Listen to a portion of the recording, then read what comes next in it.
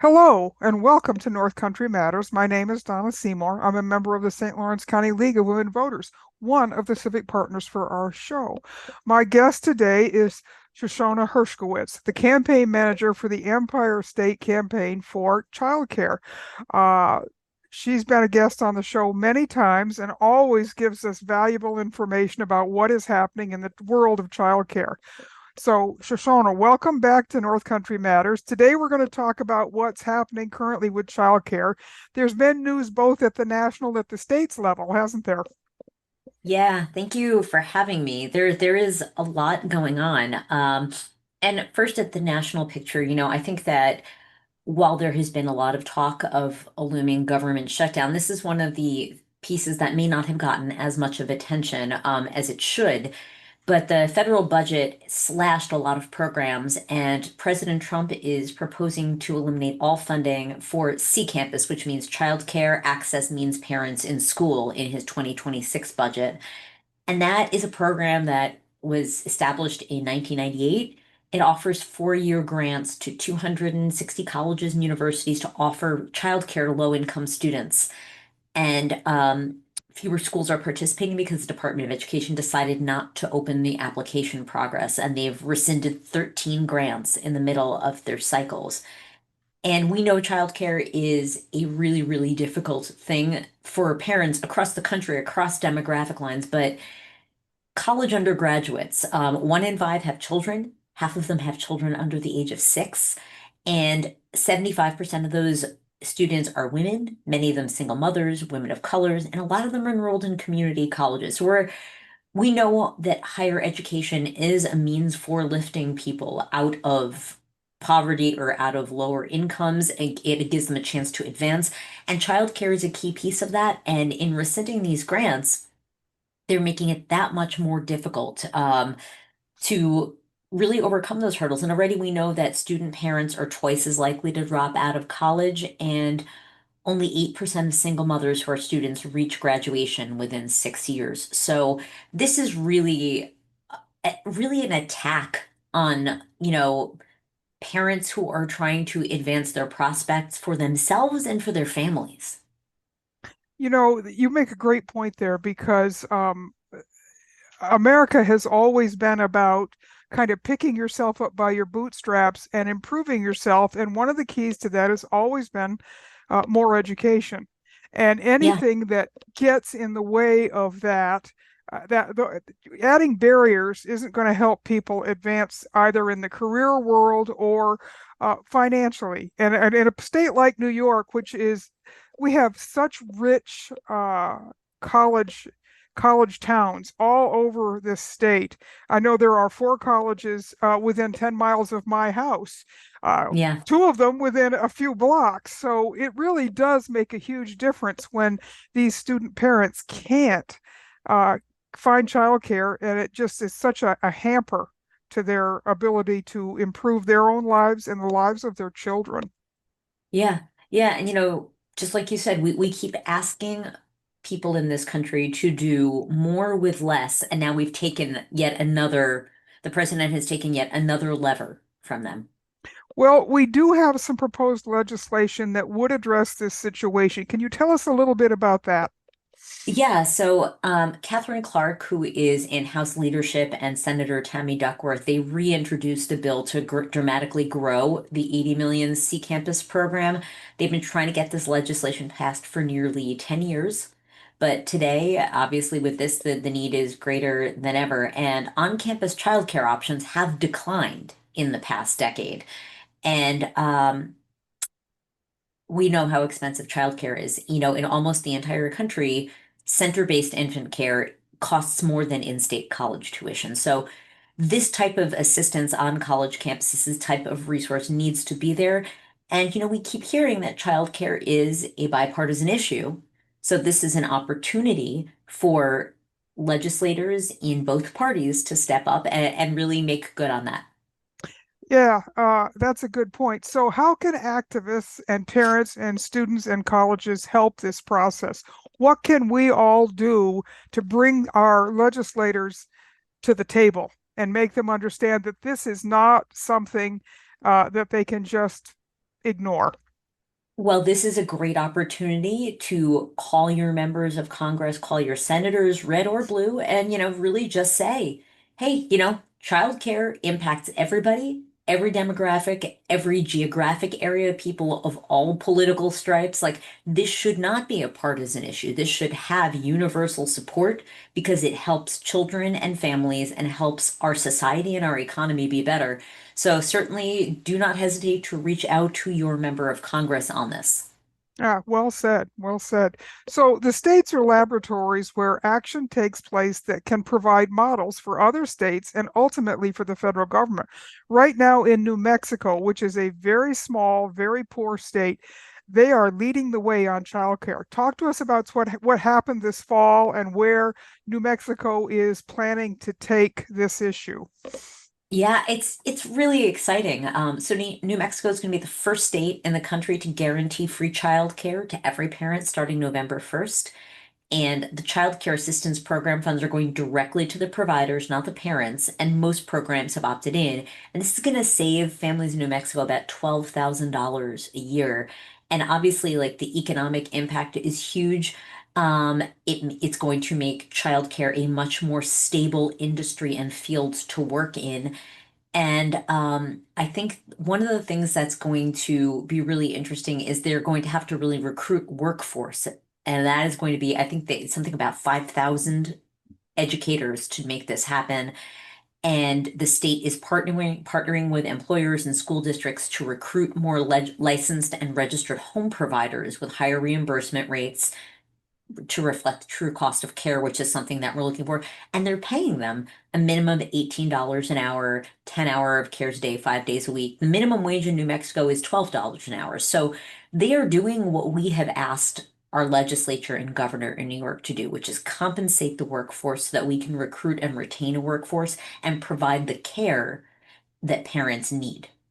My sister lives in New Mexico, and I was chatting with her about this a couple of weeks ago when the news broke, and she was talking about just what a tremendous difference it's going to make in the lives of New Mexico families.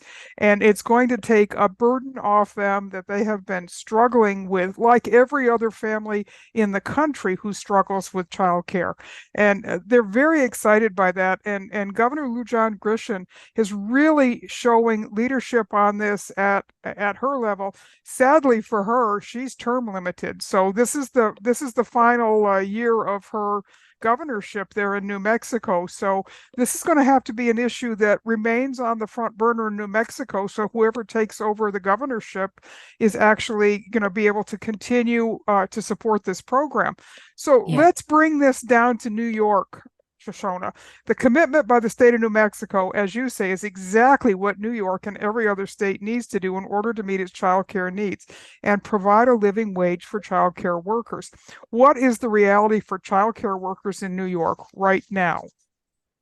It's unfortunately not great. We know that our child care providers, educators are amongst the lowest paid wage earners in the state. They earn less than 96% of New Yorkers. Median income for an early childhood educator is between 36 and $38,000 across the state, which is not a living wage anywhere. And we know that nationally, 1 in 4 child care providers relies on Medicaid. And we know the Medicaid cuts that are coming. So they have been really squeezed. And this is the first year in several years since the pandemic that there was not some sort of retention grant or bonus. We had funds, COVID funds, that were used towards that at the state level. And that money ran out. And in effect, child care providers experienced a pay cut this year because they could not apply for this retention grant. The money was no longer there.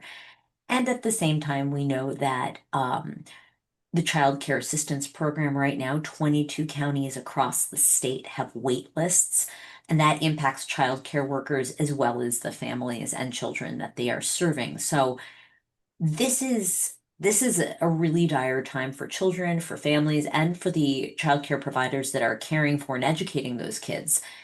And we really need this governor and the legislature to find the political will to step up and really invest in this part of it's human infrastructure. Nothing else works unless you have childcare. So I think that it is a huge issue this year electorally. I think because certainly, in the New York City mayoral race, that has been a central piece of that race and of Zoran Mamdani's platform. And I think that that will be a discussion that happens at the state level. Certainly, there's a gubernatorial primary, and we know that that is Lieutenant Governor Delgado is talking quite a bit about childcare. And I think that this will be a really important issue, particularly as families struggle with rising costs this coming year, with Well, in their health insurance premiums, in their yeah. grocery bills.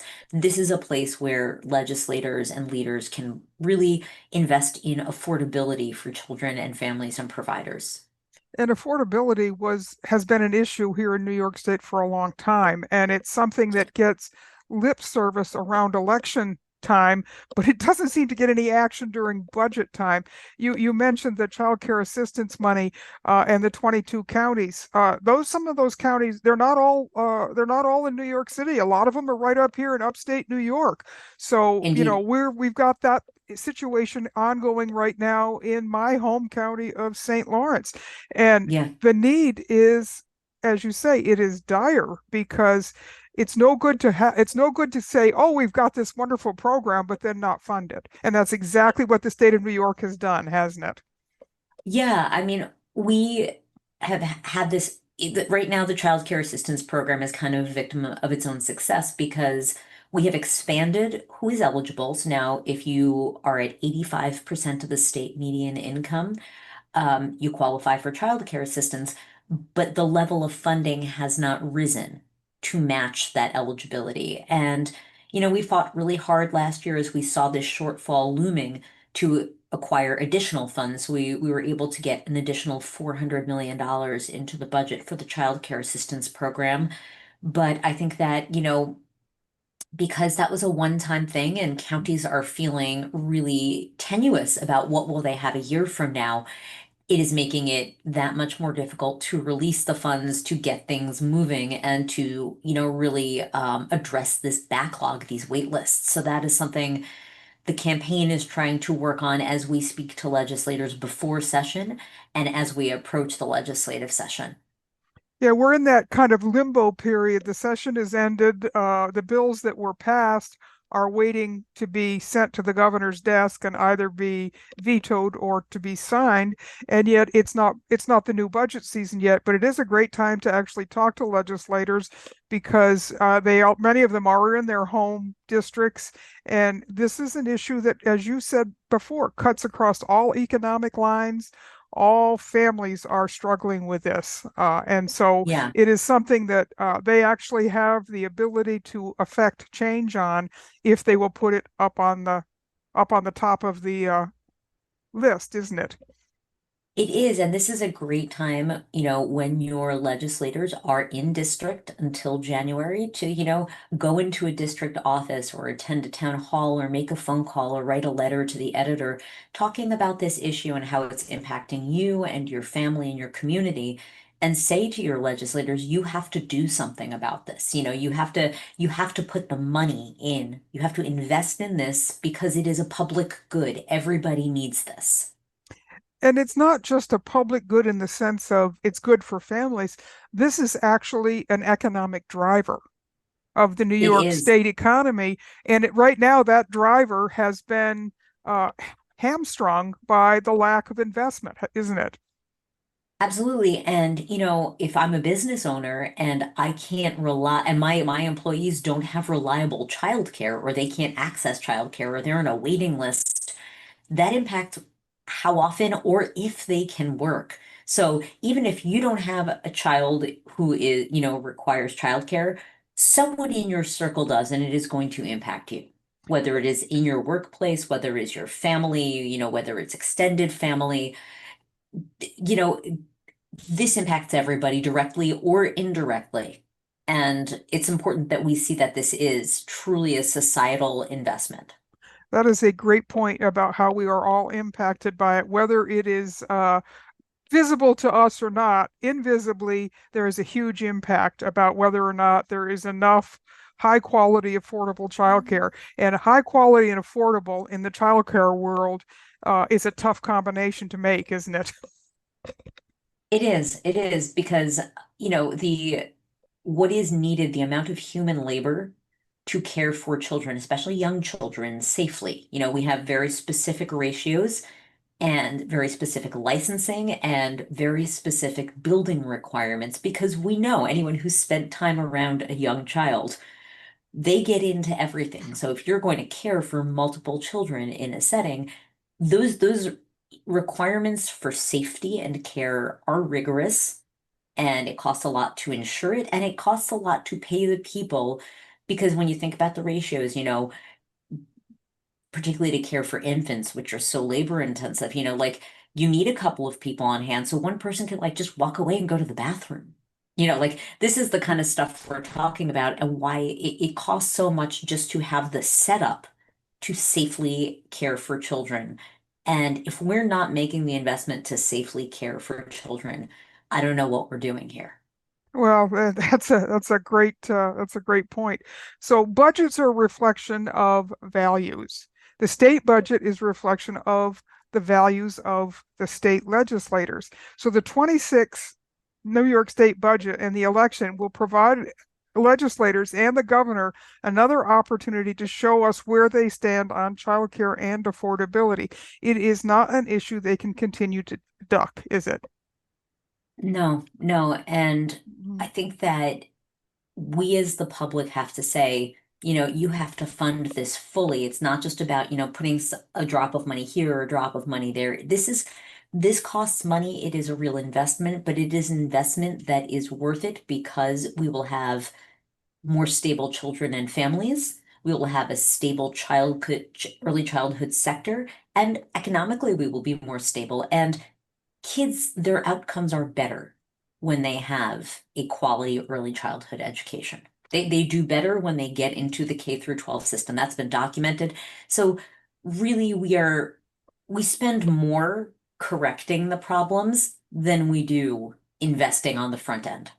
That is such a good point because we always seem to be playing catch up instead Yep. of saying, well, it's going to cost us one way or the other, and denying those costs is only going to increase them. So that's Yeah. a great point.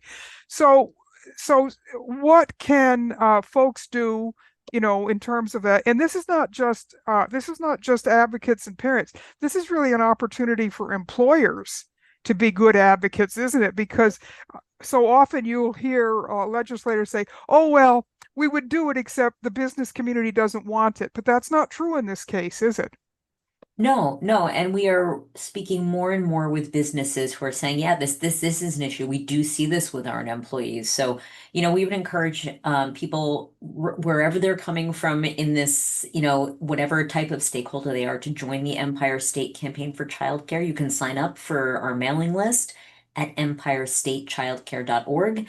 And then, you'll start to see what we're doing, and you can, come in at whatever level feels right and comfortable and fits, your needs and your schedule. But everyone can do something in this fight for sure. And the campaign has been so very effective in over the years on various issues, except apparently the affordability issue. That seems to be the one stumbling block, isn't it? We can't get enough money for the childcare workers, and we can't stabilize the costs the way we need to if we're really going to have a successful program. That's why I think the New Mexico system is such a departure, because instead of throwing this on as it's a family problem, the state is really saying, no, this is our problem in the larger, more universal sense. And that's why, as they move forward, they're really going to make a huge difference, aren't they? I completely agree. And I think that a lot of times, we try to look for what is the quick fix or the easy win or the thing that, people will understand and, be like, okay, we got something out of this. This is it is a complex system and it requires more than easy fixes.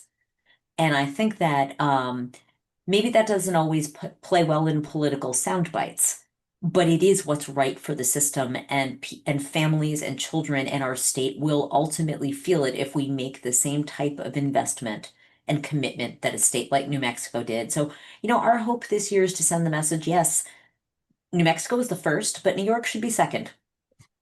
Well, New York should have been first, but We we should have been, but we we certainly can come in second now. we can come in second. Somebody's already shown us how to do it. And the difference in resources between a poor state like New Mexico and a rich state like New York is that should make it an easier fix for us because we're not having to struggle to meet the kinds of basic needs that are happening in New Mexico right now.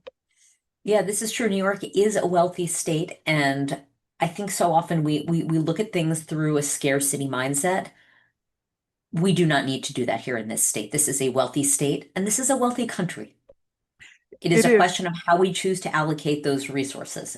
Yeah, and again, it's that back to budgets are a reflection of values, and certainly the federal budget was not a reflection of family values this year. It doesn't look like it's going to be one next year, but here in New York, we can make a difference, and we can make a difference in people's lives by Absolutely. investing upfront correctly. Yeah, and I mean, I think that New Mexico really made the point, not only by being the first in the nation, but by showing that states can be a real bulwark, like a mitigating factor against the harm of that federal bill. And New York has the opportunity to do that in January as well, to say, like, we can really mitigate a lot of the harm that is coming our way with investment, with using the vast resources that this state has. That's a great point. Well, as always, Shoshana, it is a pleasure having you on the show. I appreciate the time that you give to us, and it's something that we will continue to follow up on as we get closer to the new budget year. And we know that that's a 3 or 4 month process here in New York State, and there's a lot of opportunity for advocacy. There's a lot of opportunity for education about the issues, but really parents and advocates and citizens and employers and employees, they really need to tell their stories, don't they, about what the need is and how the state could make a difference. Absolutely. And certainly while your legislators are home in their district, this is a great time, even before they get to Albany, to put the bug in their ear. And I'll tell you, we've been talking to legislators across the state all summer. We have met with dozens of them from, both parties across, urban, suburban, rural areas, you know, and just making the case that this is an investment you should make because people in your community are struggling with this. That's exactly right. Well, thank you again for coming in. Let's hope that 2026 puts us over the over the hurdle, so to speak, and that New York can be a leader the same way New Mexico is a leader. Amen to that. All right, thanks, Shoshone. Thank We'll you. have you back, believe me. Oh, it's always a pleasure. Thank you. So these conversations are a production of North Country Matters. This show is a civic collaboration between the League of Women Voters of St. Lawrence County and the Potsdam Public Library. Until next time, remember, our North Country matters.